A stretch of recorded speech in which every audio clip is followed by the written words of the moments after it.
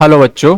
तो हमें यहाँ पे क्वेश्चन गिवन है। ये काफ़ी बड़ा क्वेश्चन दिख रहा है और कैलकुलेशन है थोड़ा इसमें। फॉर अ कॉम्प्लेक्स रिएक्शन, एक कॉम्प्लेक्स रिएक्शन दे रखी है। ए से प्रोडक्ट हमारे बन रहे हैं, ठीक है। ये हमारा रिएक्टेंट है और इसका रेट कांस्टेंट ओवरऑल है क्या, के है। और ये 3 स्टेप में होकर जाती है। इसका एक्टिवेशन एनर्जी पहले स्टेप का है E A1 और इसका है E A2 और इसका है E A3।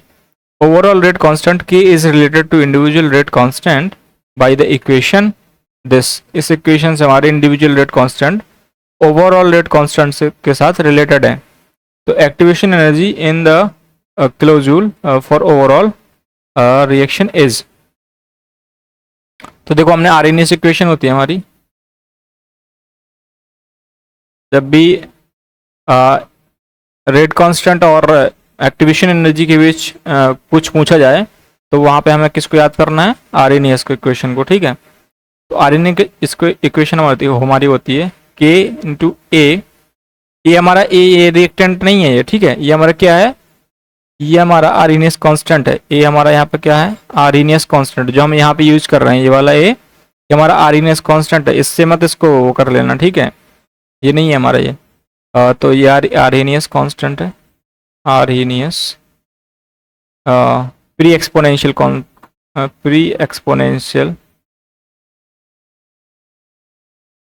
कांस्टेंट, ठीक है। ई की पावर माइनस E A/RT। तो ये हमारा ओवरऑल रिएक्शन के लिए मैंने इसको लिख लिया। अब चलो मैं क्या करता हूँ, इस इक्वेशन की यूज करता हूँ और सभी के लिए क्या लिखता हूँ, K1 K2 K3 लिखता हूँ इसी के टर्म्स में, ठीक है। चलो मैंने लिख लिया K is equals to K1 K2 K3। इनकी पावर क्या लग रखी है, 2/3। तो यहाँ से मैं लिख सकता हूँ K का वैल्यू रख दूँ यहाँ पे A, E के पावर माइनस EA/RT, क्योंकि टेम्परेचर कांस्टेंट है, एक ही रिएक्शन हो रखी है, तो R और T की कांस्टेंट वैल्यू रहने वाली है। तो यहाँ पे मैं लिख सकता हूँ सिंपली,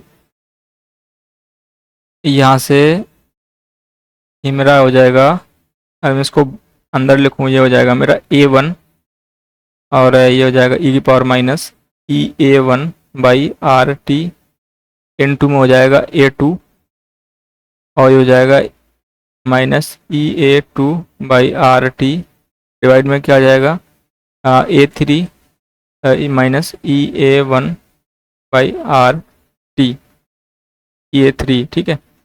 और ये क्या हो जाएगा, इसकी पावर 2/3।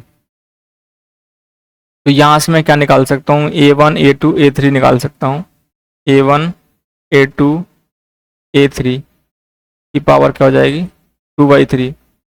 इस कांस्टेंट की वैल्यू क्या आने वाली है, इस कांस्टेंट के बराबर ही आएगी, ठीक है।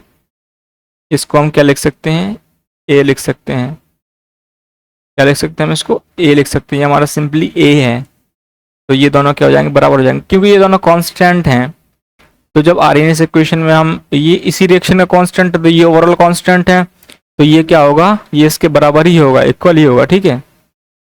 और तो ये देख लेते हैं सिंपली, यहाँ पे हमारा अंदर आ जाएगा ई, क्योंकि ये इफेक्टिव ये इसी से आया है, ये इसी से मिलके बना है, बस हमने इसको एलेबरेट करके लिख दिया है। तो ऐसे दिख रहा है, ठीक है। अगर हमसे पूछ जाती कि A1 A2 A3 में क्या रिलेशन है, तो हम इससे यहाँ से ये भी निकाल सकते थे, ठीक है, डायरेक्ट। ये इसके बराबर ही होने वाला है। तो EA1, क्योंकि ये एक ही रिएक्शन का पार्ट है सारे, इसको बस पार्ट वाइज तोड़ रखा है, EA1/RT।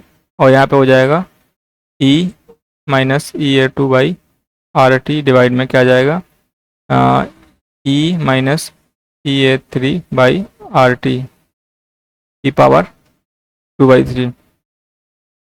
अब सिंपली मैं इसको क्या करता हूँ, कैंसिल आउट कर देता हूँ, इसको हटा देता हूँ। तो मेरा क्या हो जाएगा, EA/RT इज इक्वल्स टू किसके बराबर हो जाएगा, ये अगर मैं इसको मैं ऊपर ले जाऊंगा तो ये प्लस में आ जाएगा।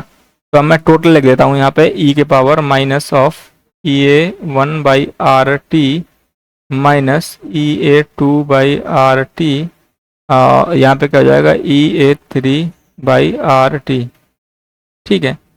और इसकी पूरी की पावर क्या आ जाएगी, 2/3।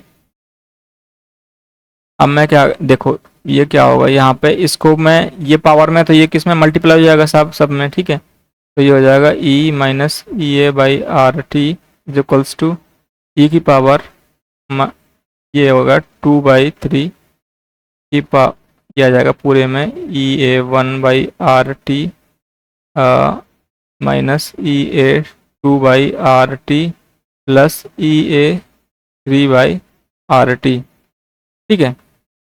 अब मैं यहाँ से क्या कर सकता हूँ, आर टी को कॉमन ले सकता हूँ और आर टी मेरा इस साइड भी है, तो ये दोनों क्या हो जाएंगे, कैंसिल आउट हो जाएंगे। तो मैं पहले तो क्या करता हूँ, ई को हटा देता हूँ, इन दोनों को इक्वल में लिख लेता हूँ। तो ये हो जाएगा मेरा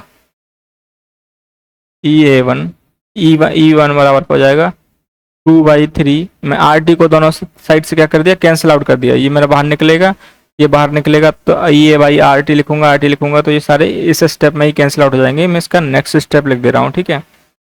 तो सिंपली क्या हो जाएगा, माइनस E1 प्लस, या नहीं, माइनस ऑफ E2 और प्लस का E3, ठीक है। तो हमको ये सारी वैल्यूज़ दे रखी हैं, तो हम इनकी वैल्यूज़ रख लेते हैं।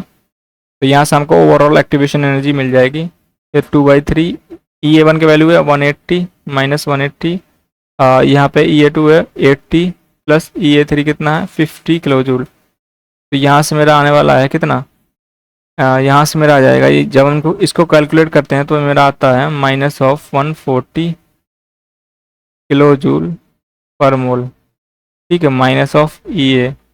तो मेरा ई ए यहाँ से क्या आ जाएगा, 140 किलो जूल पर मोल। ये मेरा क्या हो जाएगा, आंसर हो जाएगा, ठीक है। तो हमारा आंसर क्या हो जाएगा, आंसर फोर्थ मेरा आंसर हो जाएगा इसमें करेक्ट। बाकी ऑप्शन मेरे क्या हो जाएंगे, इनकरेक्ट हो जाएंगे। तो I hope you understood the concept. Thank you.